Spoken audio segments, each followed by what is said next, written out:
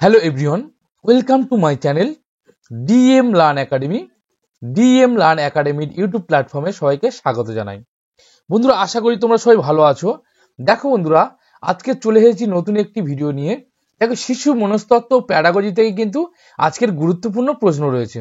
বন্ধুরা, primary TET 2023 10ই ডিসেম্বরের পরিবর্তে 24শে ডিসেম্বর যে পরীক্ষা হতে চলেছে, সেই পরীক্ষাকে লক্ষ্য রেখে কিন্তু আমরা প্রতিনিয়ত তোমাদের জন্য প্র্যাকটিস সেট দিয়ে চলেছি। তো বন্ধুরা, আজকে দেখো প্র্যাকটিস সেট 10 শিশু মনস্তত্ত্ব ও প্যাডাগজি। ওকে, তো বন্ধুরা, আজকের গুরুত্বপূর্ণ প্রশ্ন রয়েছে। দেখো, গুরুত্বপূর্ণ প্রশ্ন রয়েছে সিটেট সহ, অর্থাৎ সিটেটের কিছু প্রশ্ন এর মধ্যে রয়েছে। গুরুত্বপূর্ণ 20টি প্রশ্ন নিয়ে আলোচনা করব খুবই চটজলদি। তো বন্ধুরা, আজকে কিন্তু প্র্যাকটিস সেটটি খুবই গুরুত্বপূর্ণ হতে চলেছে, তাই তোমাদের প্রত্যেককে বলছি তোমরা কেউ স্কিপ করবে না, অবশ্যই শেষ পর্যন্ত দেখতে থাকো। ওকে, তো বন্ধুরা, তোমরা যারা আমার চ্যানেলে নতুন, এখনো তোমরা সাবস্ক্রাইব করোনি, তোমরা অবশ্যই করে চটপট করে সাবস্ক্রাইব করে নাও, না হলে কিন্তু গুরুত্বপূর্ণ ভিডিওগুলো তোমরা অবশ্যই করে মিস করে যেতে পারো।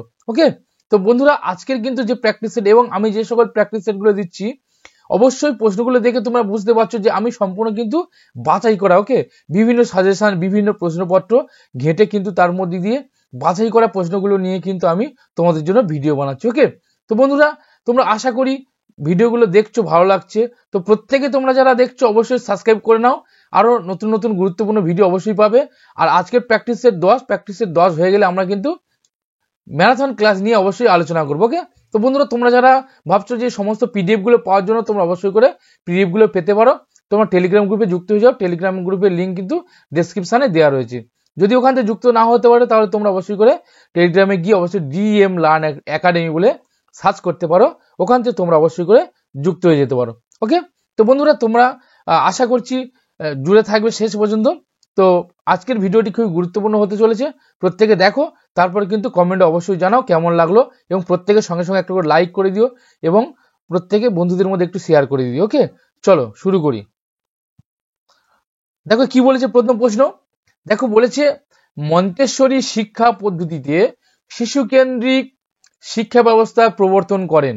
দেখো, মন্তেশ্বরী শিক্ষা পদ্ধতি মারিয়া মন্তেশ্বরী।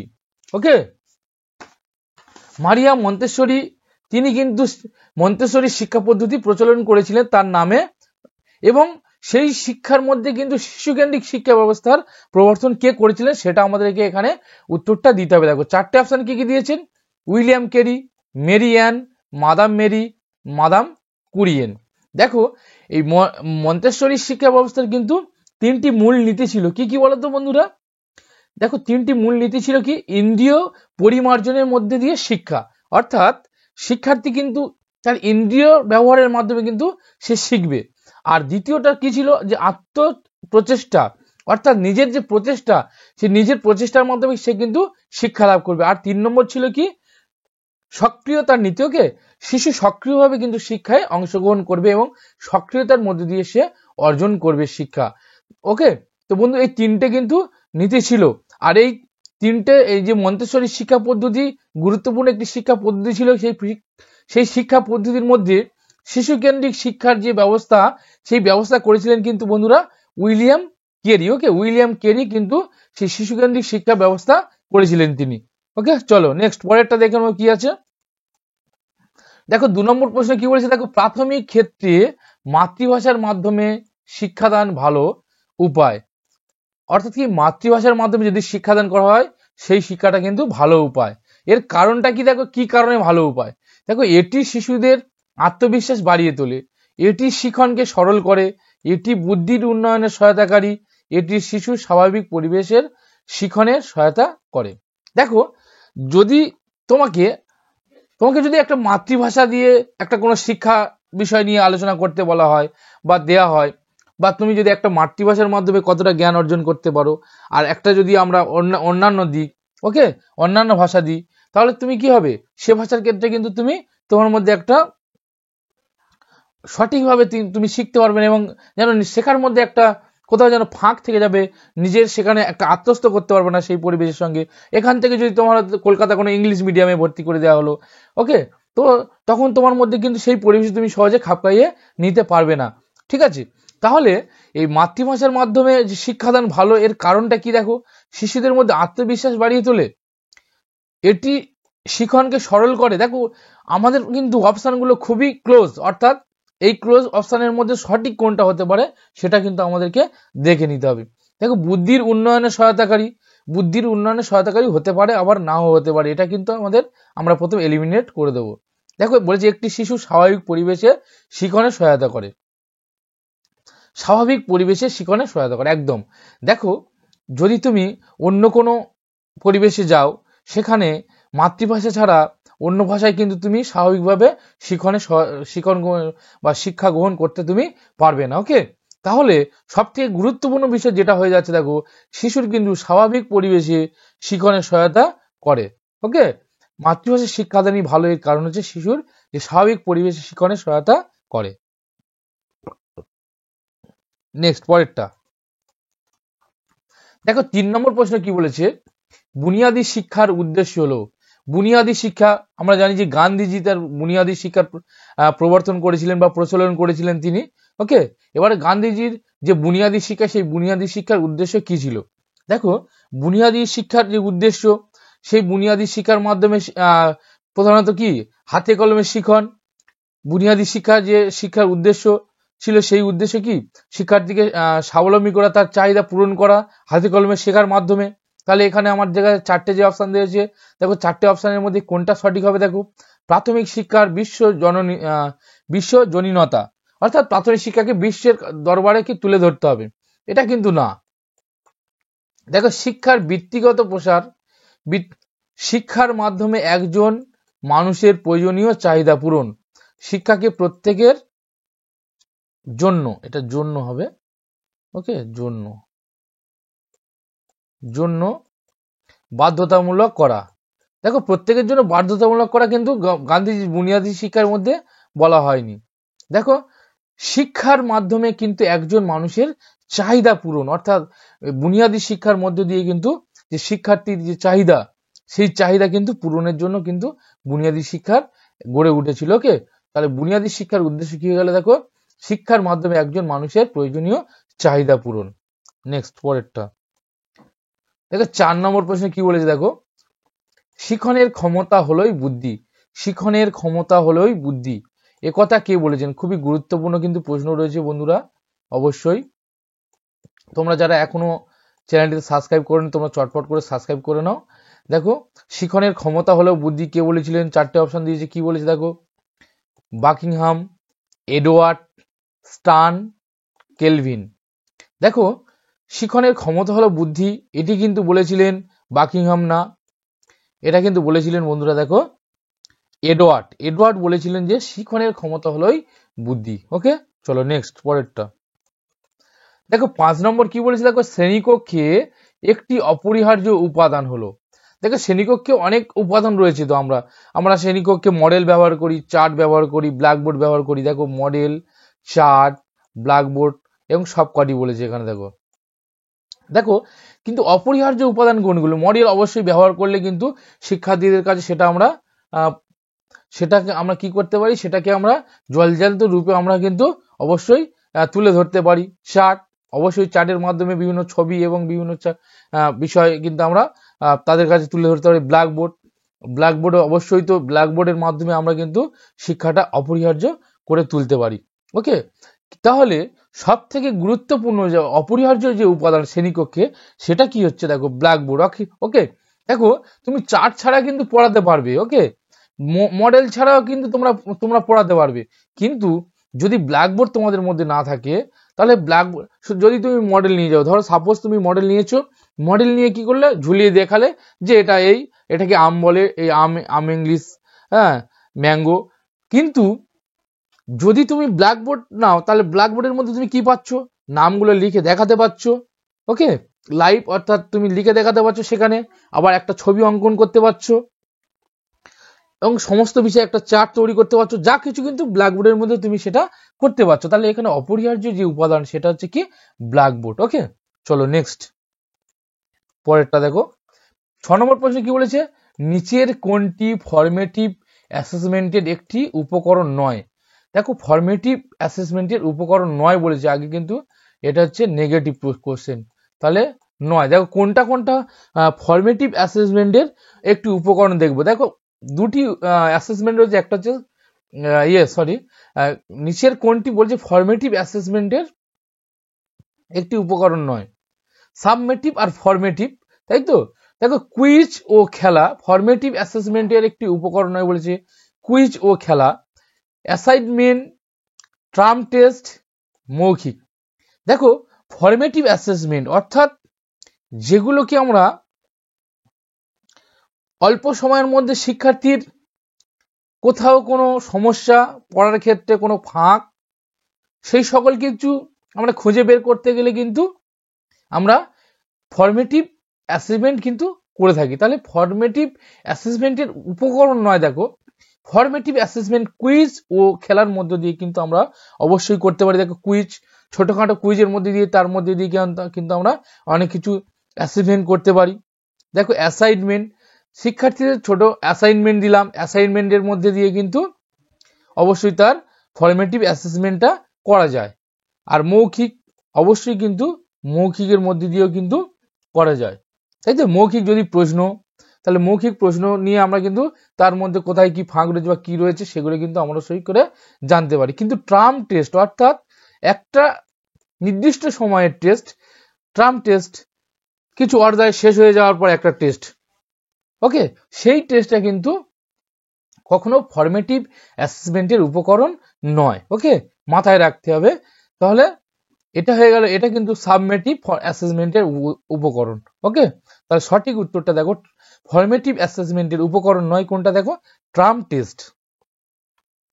নেক্সট পরেরটা দেখো, 7 নম্বর কোশ্চেন কি বলেছে? নিচের কোনটি সামাজিকীকরণ প্রাথমিক সামাজিকীকরণ সংস্থা? সামাজিকীকরণ প্রাথমিক সামাজিক, এটা দুটো পড়ে গেছে। নিচের কোনটি প্রাথমিক সামাজিকীকরণ সংস্থা? দেখো সিটেট 2019 জুলাইয়ের প্রশ্ন, সিটেট 2019 জুলাইয়ের প্রশ্ন কিন্তু দেখো বলেছে কোনটি প্রাথমিক সামাজিকীকরণ সংস্থা? মিডিয়া, পরিবার, স্কুল, সরকার। দেখো সরকার কোনোদিন কিন্তু প্রাথমিক সামাজিকীকরণ নয়, ওকে। স্কুল, পরিবার, মিডিয়া, মিডিয়াটাকেও দূরে রাখো, মিডিয়াও কিন্তু প্রাথমিক সামাজিকীকরণ নয়। দেখো পড়ে থাকলো পরিবার আর স্কুল। শিশু কিন্তু প্রথম তার যে সামাজিকীকরণ শিক্ষা বা সমাজের মধ্যে সে মিথস্ক্রিয়ার মাধ্যমে যে নিজের যে আত্মস্থ বা সবকিছু আয়ত্ত করে, সেটা কিন্তু পরিবারের মধ্য দিয়ে, ওকে। তার প্রথম কিন্তু সামাজিকীকরণ ঘটে পরিবারের মধ্য দিয়ে, তারপরে কিন্তু শিশু স্কুলে যায়। তাহলে আমাদের প্রাথমিক সামাজিকীকরণ সংস্থা কোনটি হয়ে গেল? দেখো বন্ধুরা, পরিবার, ওকে। নেক্সট পরেরটা দেখো, 8 নম্বর প্রশ্ন কি বলেছে? New education policy. দেখো নতুন শিক্ষানীতি, নতুন শিক্ষানীতির মূল উদ্দেশ্য কি? খুবই গুরুত্বপূর্ণ প্রশ্ন কিন্তু অবশ্যই, ওকে। তো তোমরা যারা ভাবছো যে সমস্ত পিডিএফ গুলো অবশ্যই পাবে তোমরা, আর ডিএম লার্ন একাডেমি বলে টেলিগ্রাম গ্রুপে যুক্ত হয়ে যেতে পারো, ডেসক্রিপশনে কিন্তু লিঙ্ক দেওয়া রয়েছে। আর প্রত্যেকে যদি ভালো লাগে একটু লাইক করে দাও, আর সঙ্গে সঙ্গে শেয়ারও করে দাও বন্ধুদের মধ্যে। তোমরা যারা এখনো সাবস্ক্রাইব করোনি চটপট সাবস্ক্রাইব করে নাও। দেখো নিউ এডুকেশন পলিসি, নতুন শিক্ষানীতির মূল উদ্দেশ্য হলো, নতুন শিক্ষানীতির মূল উদ্দেশ্য কি? দেখো প্রত্যেকের জন্য শিক্ষা লাভের সম সুযোগ তৈরি করা, পুরো শিক্ষা ব্যবস্থার উন্নতি ঘটানো, শিক্ষার সঙ্গে কর্মলাভের সুযোগ স্থাপন, শিক্ষার সঙ্গে ডিগ্রি লাভ পৃথক করা। দেখো ডিগ্রির বিষয়টা যখন আসবে তখন কিন্তু সেটা আমরা সবসময় এলিমিনেট করে দেবো, ওকে। তাহলে ডিগ্রিটা আমার এখানে হচ্ছে না, ওকে। দেখো শিক্ষার সঙ্গে লাভের সুযোগ, শিক্ষার সঙ্গে কর্মলাভের সুযোগ, পুরো শিক্ষা ব্যবস্থার উন্নতি ঘটানো, প্রত্যেকের জন্য শিক্ষা লাভের সম সুযোগ তৈরি করা।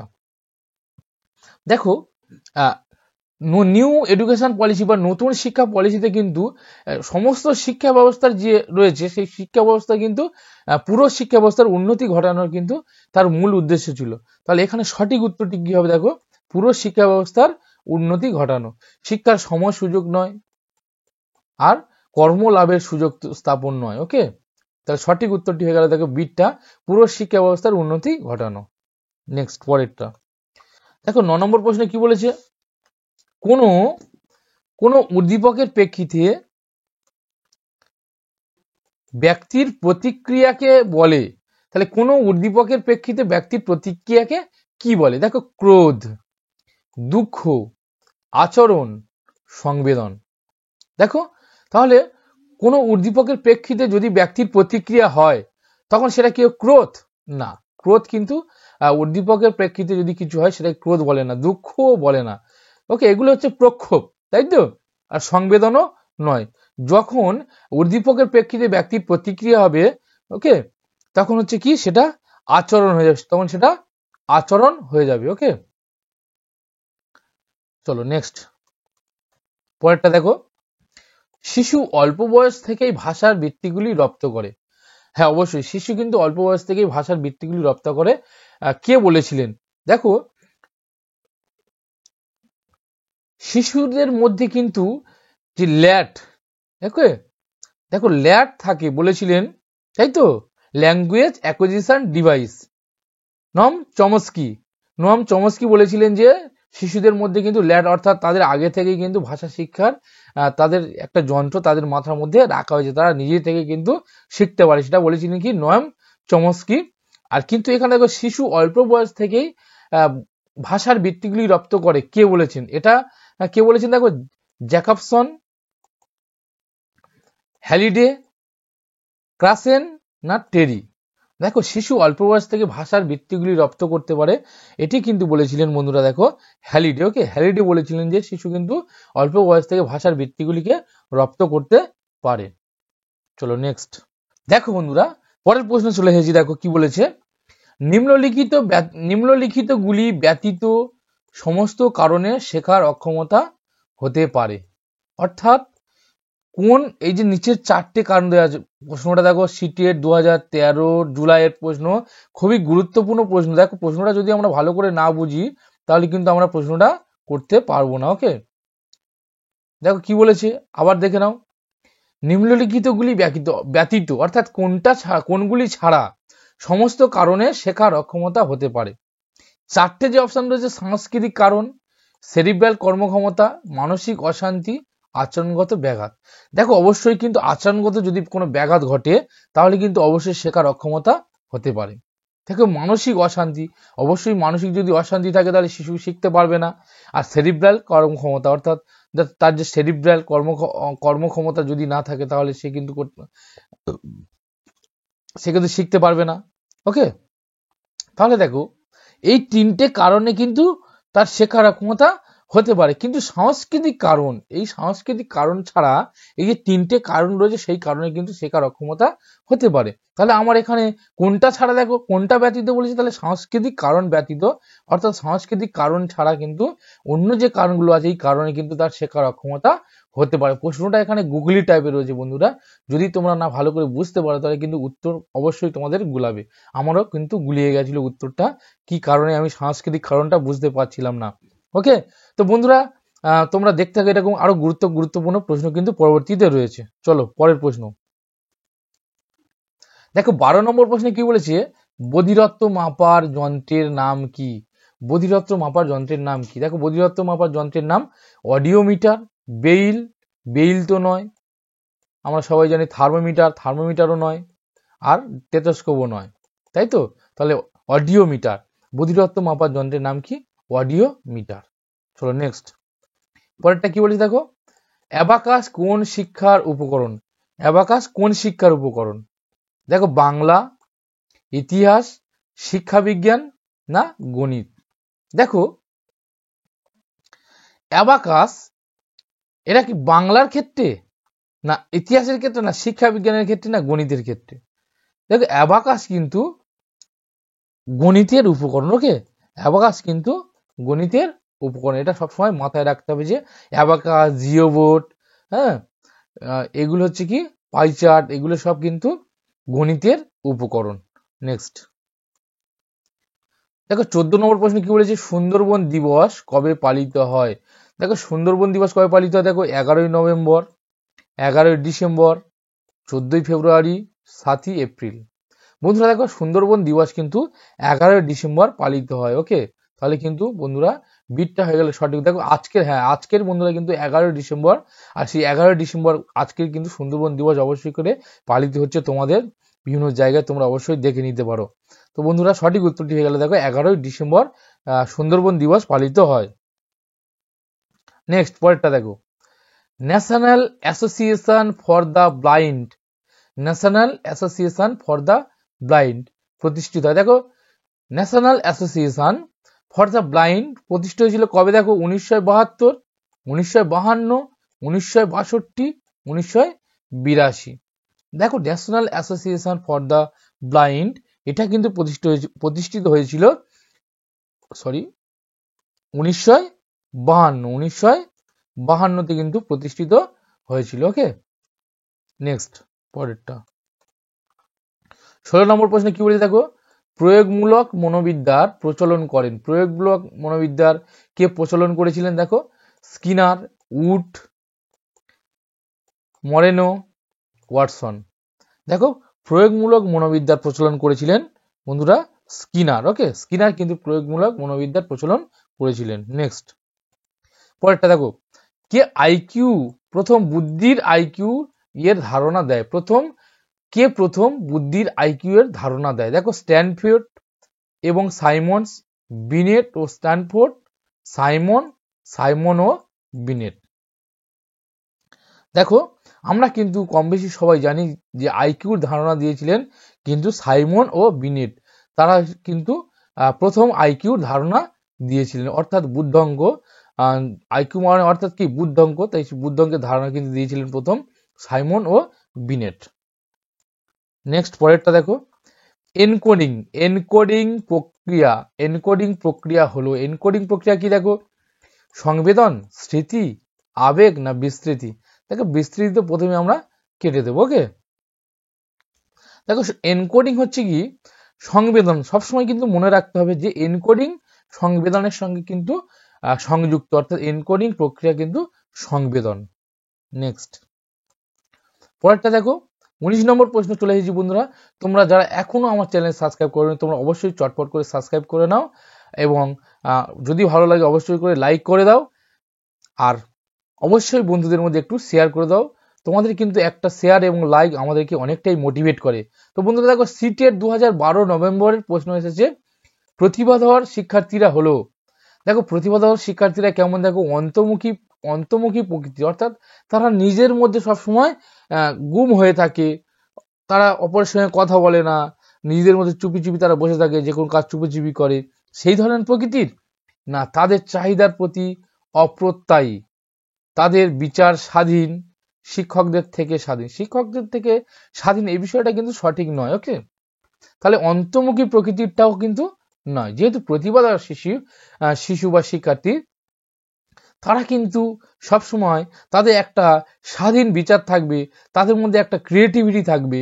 ওকে, তারা অন্যের যে বিষয়গুলো তারা অবশ্যই করে সেটা নিজের মাধ্যমে বিচার করে দেখবে যে সঠিক কি বেঠিক, এবং সবসময় তাদের মধ্যে একটা ক্রিয়েটিভ ধ্যান ধারণা চিন্তা ভাবনা থাকবে।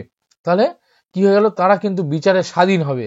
অর্থাৎ এখানে 19 নম্বর কোশ্চেন আমাদের দেখো সঠিক হয়ে যাচ্ছে কি, তাদের বিচারে তারা কিন্তু স্বাধীন। ওকে, নেক্সট পরেরটা দেখো বন্ধুরা, আজকের প্রশ্নের শেষ প্রশ্ন, অর্থাৎ আজকের যে প্র্যাকটিস সেট ছিল সেই প্র্যাকটিস সেটের কিন্তু শেষ প্রশ্ন, গুরুত্বপূর্ণ প্রশ্ন কিন্তু রয়েছে। দেখো বন্ধুরা আজকের শেষ প্রশ্নটি, তোমরা যারা এখনো চ্যানেলে সাবস্ক্রাইব করোনি চটপট করে সাবস্ক্রাইব করে নাও। প্রত্যেককে বলছি এরপর থেকে কিন্তু আমরা লাগাতার ম্যারাথন প্র্যাকটিস সেট নিয়ে আসবো। অলরেডি কিন্তু পরিবেশের ম্যারাথন প্র্যাকটিস সেট অবশ্যই দেওয়া রয়েছে, তোমরা দেখে নিতে পারো চ্যানেল থেকে। আর বন্ধুরা প্রত্যেকে ভিডিওটি দেখার জন্য অবশ্যই ধন্যবাদ জানাবো। এরকমভাবে জুড়ে থাকো। আর আজকে শেষ প্রশ্ন কি আছে আমরা দেখে নেব। প্রত্যেকে চটপট করে একটা করে লাইক করে দাও। প্রত্যেকের কাছে রিকোয়েস্ট তোমাদের লাইক কিন্তু আমাদেরকে মোটিভেট করে অনেকটা, তাই প্রত্যেককে বলছি তোমরা অবশ্যই একটা করে লাইক করো। আর যদি কোথাও কোনো সমস্যা থাকে অবশ্যই কমেন্টে জানাও। তো বন্ধুরা দেখো 20 নম্বর প্রশ্ন কি বলেছে, একটি স্কুলে লিঙ্গ বৈষম্য এড়ানোর সর্বোত্তম উপায় হতে পারে। দেখো খুবই গুরুত্বপূর্ণ, কিন্তু বললাম যে খুবই গুরুত্বপূর্ণ লিঙ্গ বৈষম্য। ওকে, জেন্ডার বায়াসনেস। দেখো লিঙ্গ বৈষম্য কিন্তু এড়ানোর সর্বোত্তম উপায় হতে পারে। কি উপায় হতে পারে? দেখো সমান সংখ্যক পুরুষ ও, এটা ও হবে, ওকে, পুরুষ ও মহিলা শিক্ষক নিয়োগ। বলেছে স্কুলে লিঙ্গ বৈষম্য পরিহার করার জন্য একটি নিয়ম প্রণয়ন এবং এটি কঠোরভাবে প্রয়োগ করা।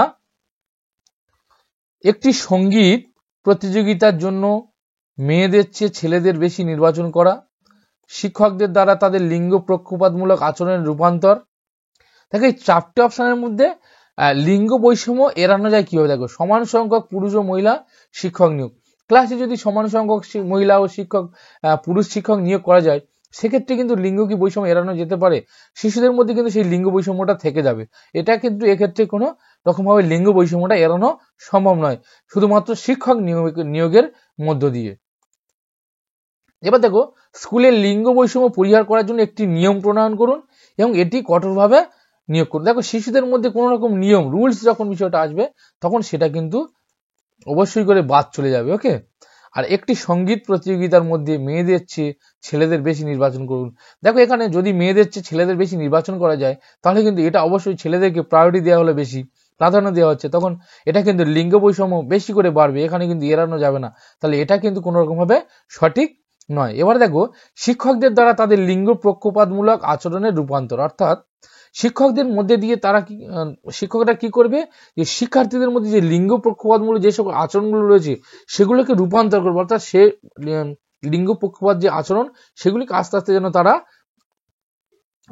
ত্যাগ করে এবং বিভিন্ন তাদের কলা কৌশলের মধ্যে দিয়ে তাদের যে লিঙ্গ, অর্থাৎ একে যে ছেলেরা ভালো অঙ্ক পারবে, মেয়েরা অঙ্কে কাঁচা অঙ্ক নিয়ে পড়তে পারবে না, বা বিভিন্ন দিক থেকে যে সকল লিঙ্গ পক্ষপাত বিষয় সেগুলো কিন্তু শিক্ষকরা তাদের মধ্যে দিয়ে তারা শিক্ষার্থীদের মধ্যে এমন বিষয় তৈরি করবে, আস্তে আস্তে সেগুলো রূপান্তর করবে করে লিঙ্গ পক্ষপাতটাকে লিঙ্গ সমান যে অধিকার শিশু, অর্থাৎ ছেলে এবং মেয়ে, অর্থাৎ